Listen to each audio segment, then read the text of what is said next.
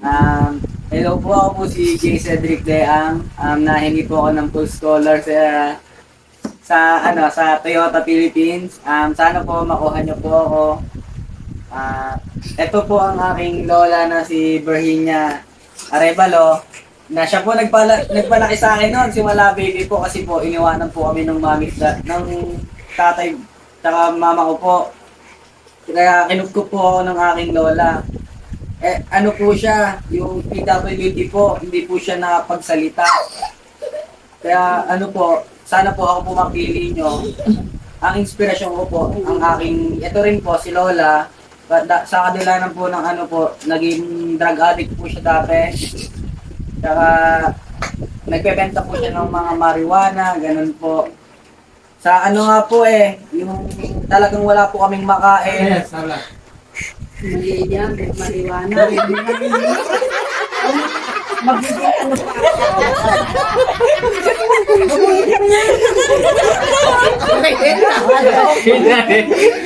Ikakat natin yan, ikakat natin. Ikakat lang yan lang, papalitan mo. Oh, iba na lang iba. Tuloy na lala. Papalitan ha. Ang nangyari nga po sa amin kumakain na rin po kami ng kain ng kaso. Tanga-tanga naman. Tama na. Maniniwala ng tayo. Tanga.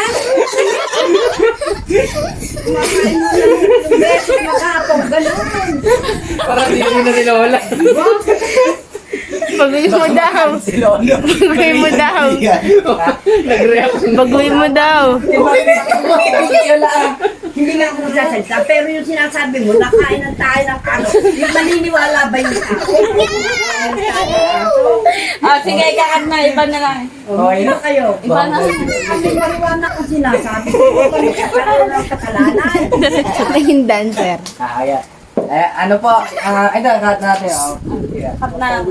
Ano po siya, naging dancer po siya sa bar noon, para nang pumapag-aral ako. Tsaka, matikil. Pasalamat. Salamat po.